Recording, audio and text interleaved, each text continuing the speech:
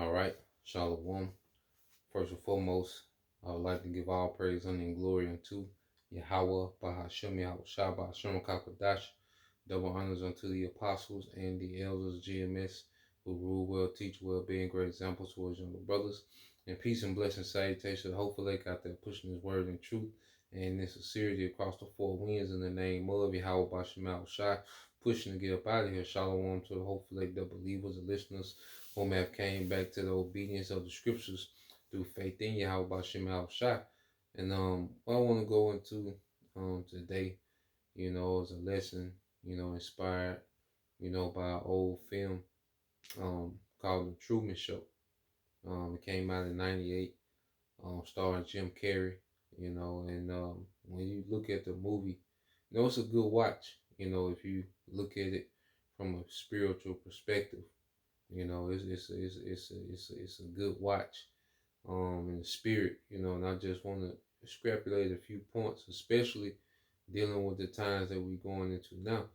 And I want to entitle it Finish Like Truman, Finish Like Truman, and we'll expound on it. If you've seen the movie, you'll relate.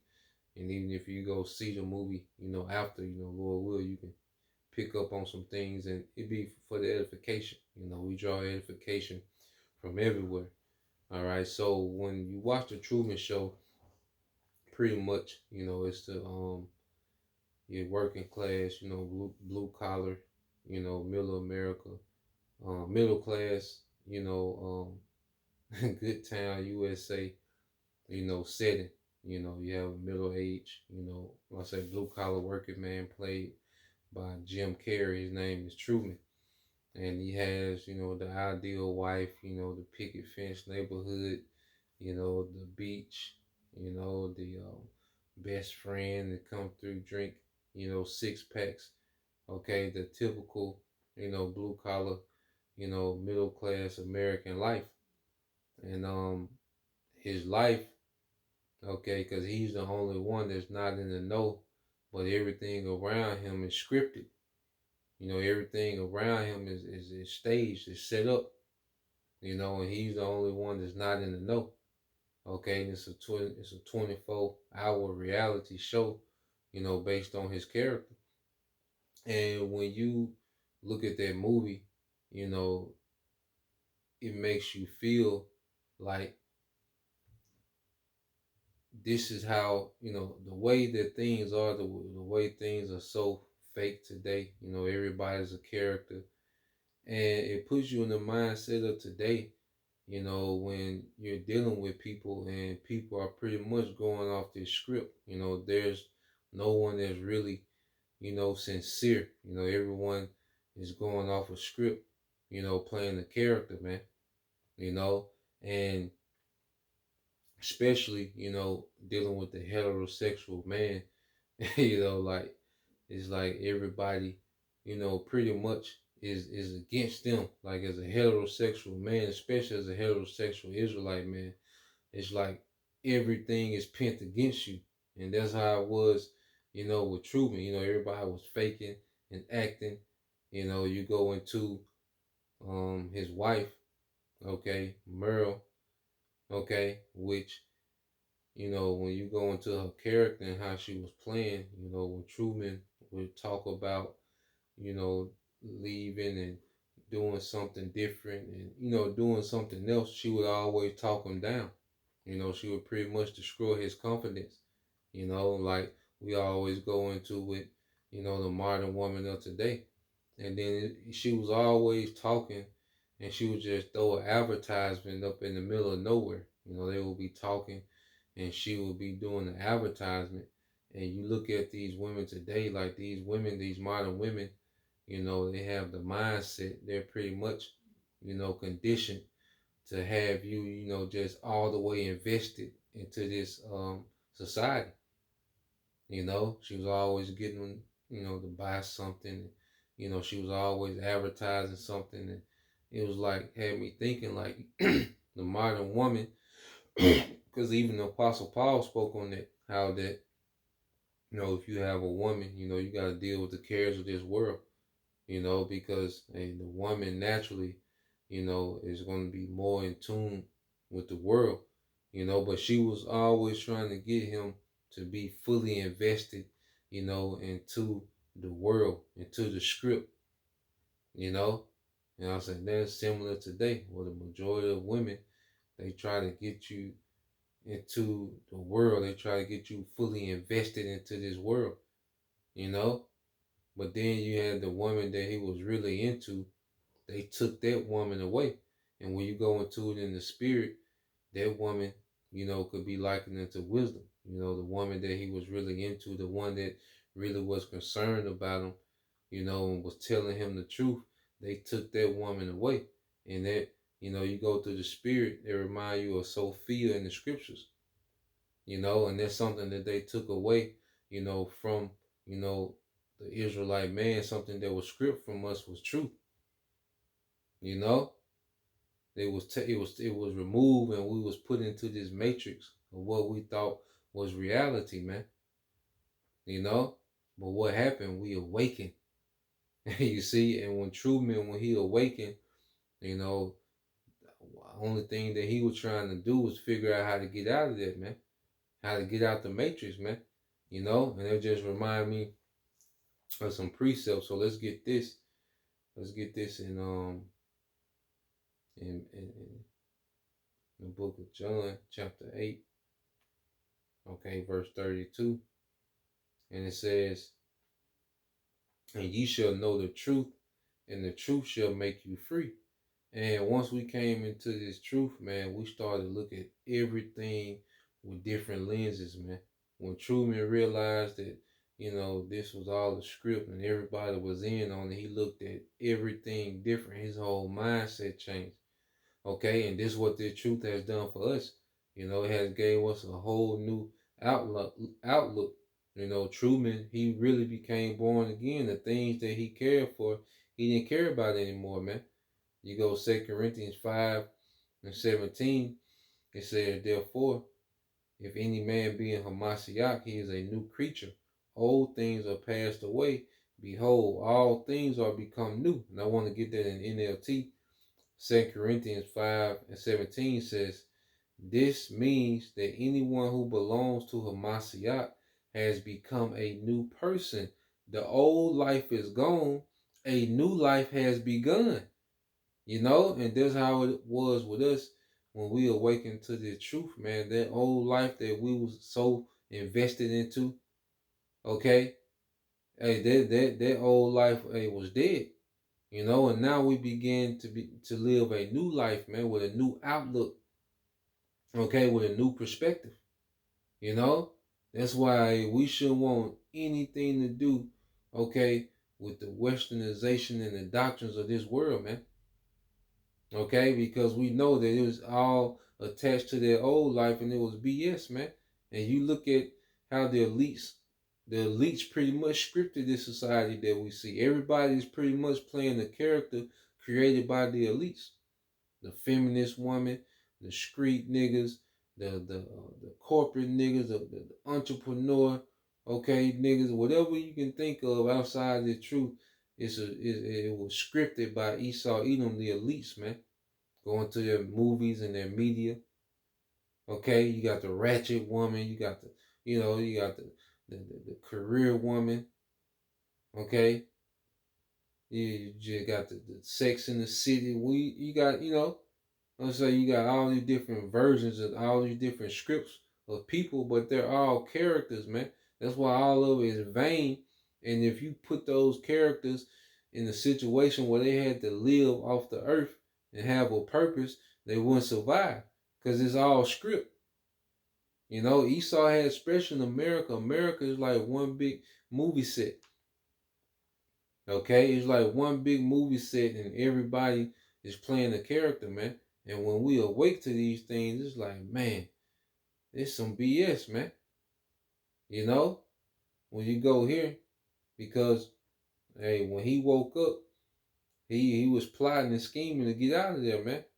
And that's how we are. So that we know we have to wait, but this is our mind.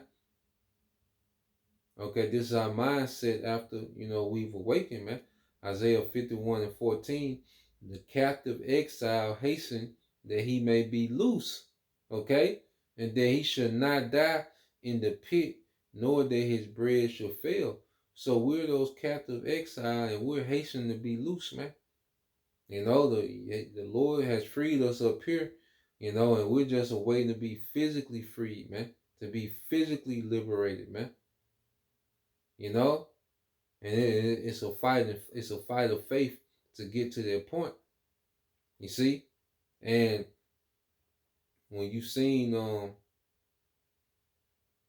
let's get there because when Truman made his great escape, you know, it was a scene, you know, when he was on the boat, you know, and Truman, hey, because it was, you know, you can watch a movie and you always pick up something new on it, but when Truman, you know, was all in about leaving and he got on that boat because he feared water. You know, they pretty much did a psyop on him. You know, faked it like his father had died. You know, had drowned. You know, while they was on, you know, a boat trip. You know, and Truman, you know, he was a young boy. You know, him and his father was out there, you know, in sea. And Truman asked, you know, his father was like, the weather getting bad. You know, let's go back. And Truman was like, nah, let's keep going. And, you know, his father fell out the boat and supposedly drowned. And ever since then, you know, he was traumatized by water. You know, he was scared, you know, to go on the water, you know. But when he knew that everything was some BS, man, he rethought everything. And he didn't even have that fear of water anymore, man. Because there was a lot of things that we feared before we came into the truth that we don't even fear anymore, man. Like, you know, you used to think about death, you know, completely different. You know, we think about death in a whole different light now. Now that we understand the truth, you know, they had us thinking of hell, you know, had us traumatized about hell and terrified, you know. But now you see these things are false, man, and then it's like, wait a minute. You know, you start to move different and think different, man. You don't have those fears. You know, there's a lot of fears that we had in the world that are diminishing now that we're in this truth. You know, so he didn't have the fear of water anymore. So he got on the boat. You know, he pretty much, you know, you watched the movie, but he got on the boat and he was in the sea. Okay, what he thought was the sea, and he's traveling. You know, and they got Esau, you know, in the studio. He's able to control the weather. You know, just like this devil, you know, likes to play the Most High today. You know, them the Edomite who came up with the Truman Show. You know, he was up there playing the Most High, so he caused a storm to come, a rain and lightning, and uh Truman, you know, he fell off the boat. Then he got back on the boat, but he just had this resilience. You know, he had this resilience. And I want to read this before I say what he said, because that's going to segue into something else. This is Matthew 8 and 23, and it says, and when he was entered into a ship, his disciples followed him, and behold, there arose a great tempest in the sea, insomuch that the ship was covered with waves, but he was asleep. And his disciples came to him and awoke him, saying, Lord, save us, we perish. So it's Yahweh Shai, he's asleep. And the disciples, you know, they're on the boat, you know, they're in the sea. All right, and the storm is bad, you know, so you can imagine those waves coming and slapping the water, slapping the boat, tossing the boat, it's storming, the wind going crazy. Okay? And that's how it's going to be for us in these times. It's going to get very chaotic and hectic, man. It's going to be all around us. We're going to be in the midst of it, you know? And you see Truman was on that boat. Hey, he was in the midst of it because it was going crazy, man. Okay? And it says, and um, and he said unto them, why are ye fearful, O ye of little faith?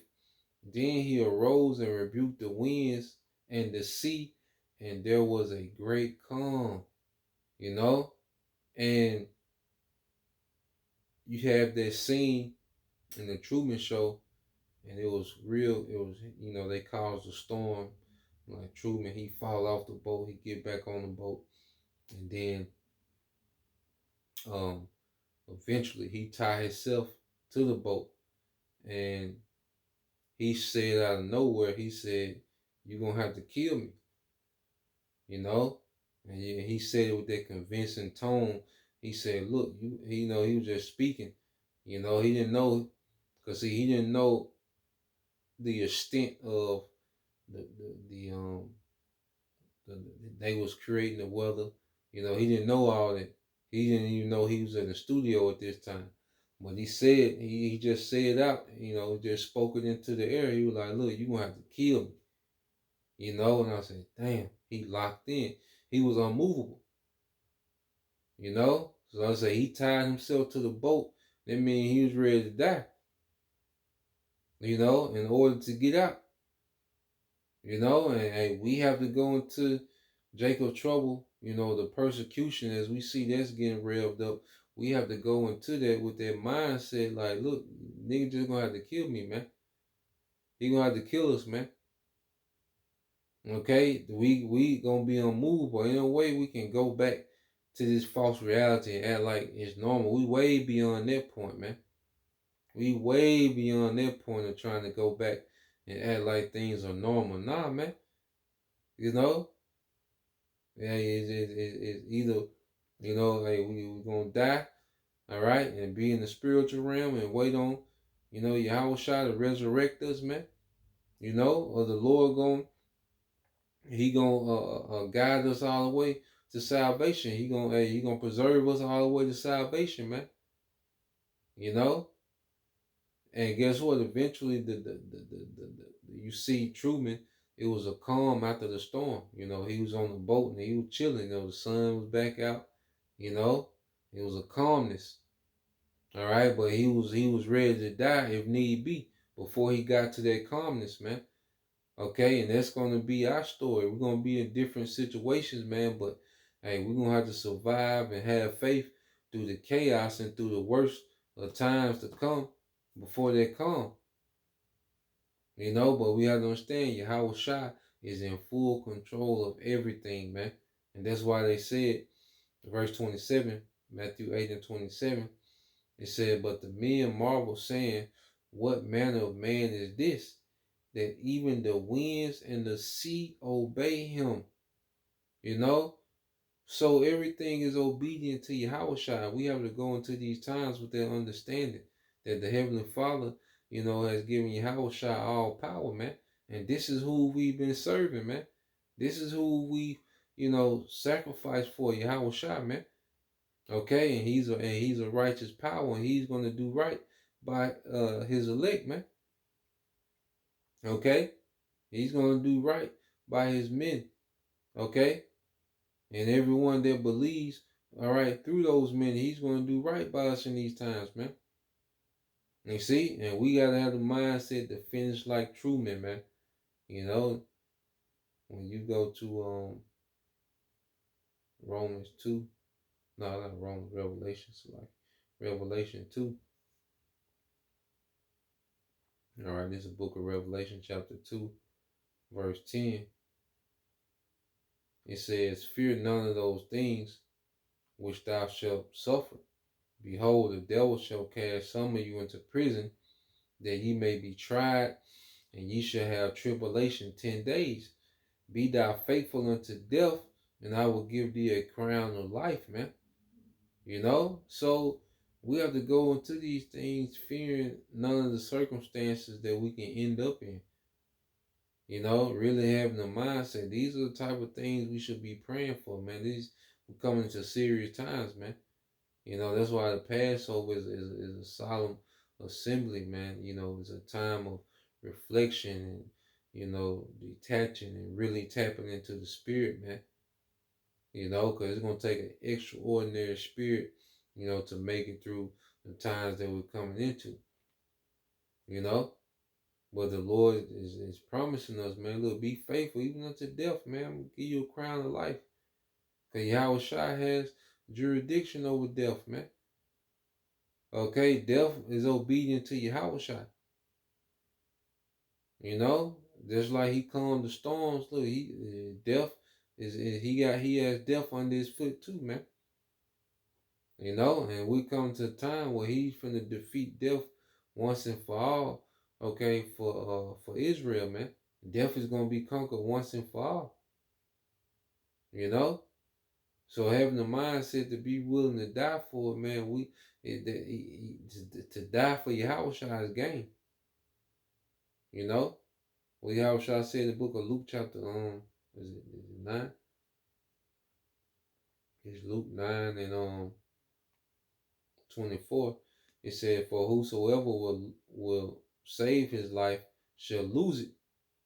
Okay, it's gonna have a lot of people, that want to save their lives, man. That want to, try to salvage their old life that they had, because the devil gonna come with the pressure, and that's another thing that before Truman, once he found out he was on the set, because he ran into the wall, and he climbs up the steps, and there was a door to exit. So when he's about to leave, you had the Edomite speaking through the sound system, and it seemed like it was God speaking from heaven, you know, and in the chaos that Esau is about to bring to the earth, the Lord is going to use Esau to bring this chaos, and turmoil to the earth. Esau is going to present himself as a God with the solution, you know. And he was telling, the Edomite was telling Truman, like, look, ain't nothing out there but fear, man. Stay with me, and haven't I given you everything? Okay? So he was pretty much, you know, moving like a serpent, man. You see? And that's how Esau Edom is going to present, okay, this device, that sea hip, okay, and salvation. You're like, look, you want that old life back? Uh, you know, I'm gonna give you that old life back, but even better. I'm gonna enhance. Then that's the sale pitch, man. Okay, and this is why he wants to get rid of the scriptures. Why he wants to get rid of the narrative of the Bible, because the Bible, okay, paints a picture of a society beyond this whack ass society, man. Okay, it's far better. And see, that's why we've been constantly going into these things, because now, we're fully persuaded, man, that nah, man, it's going to be way better on the other side, man. Okay. Luke 9 and 24 said, "For whosoever will save his life shall lose it. But whosoever will lose his life for my sake, the same shall save it," man. And we really have to believe that, man. Okay? Be understanding that, look, if we face with a death, take the death, man, because we finna get everything, man. Even death can't separate us from these promises that we read about, man. From the glory of a righteous kingdom, man. Okay? Being immortal, man. Spiritual powers. Men becoming a nation through their seed, man. Even bringing back, 2/3 of our people that failed on this side, man, that failed on this side. Like, all this a part, of the other side, man. You see, there's nothing for us here. But Esau is going to paint like this. He's going to paint the picture like this, the end all be all, man, what he can offer. It don't get no better than what he can offer, man. The same game he came to Eve with the serpent. Okay? So let's get that in, we'll end it here. Point made. 2 Corinthians 4 and 17. It said, "For our light affliction, which is but for a moment, working for us a far more exceeding and eternal weight of glory," man. Okay? And see, man, we're coming into a whole, we're entering into a whole new way of existing, man. Existing as actual guys in the earth, man. You know, being able to enjoy the celestial, okay, and the terrestrial, man, like in those new glorified bodies. Not this BS bootleg transhumanism that Esau pushes, man. Okay? All this freakism and wickedness and everything is getting worse and worse quality. Like, nah, man. We got so much earth to discover, man, and enjoy. Okay? Life, man. No more time clocks and alarm clocks and, you know, budgets. Okay? None of those things. And you got the chaos. No more alphabet community, man. Okay, Yahweh Shai is finna come clean the earth, man, and make the earth a paradise, and it's gonna be eternal, man. All right, and we're fighting for a spot within that, man. We want to, hey, we want to be of that nobility, man. Verse 18 said, "While we look not at the things which are seen, but the things which are not seen. For the things which are seen are temporal, but the things which are not seen are eternal." So Esau is going to present this pseudo salvation as if he has the keys to eternity, man. Esau he's limited. His rulership is on a running clock. Okay, he's limited. He's restricted. So how can he promise anybody anything when he's on the way out? You know? So nah, man, we want to finish like Truman. All right, and I say it's a good watch if you haven't seen it. You know, when you look at it in the spirit. But then when you go into what that word Truman means, all right, it says Truman, the definition of their name, it says translating to loyal one, man. And we want to be loyal, man, even unto death, man. Okay? And it's working for us a far more exceeding eternal weight of glory, man. You know? So, yeah, I just wanted to, kind of give a take on that in the spirit, since I had just watched it. So I just want to do that video while I was fresh on my mind. So, Lord will you brothers, all right, and you sisters edified. Till the next time, Shalom.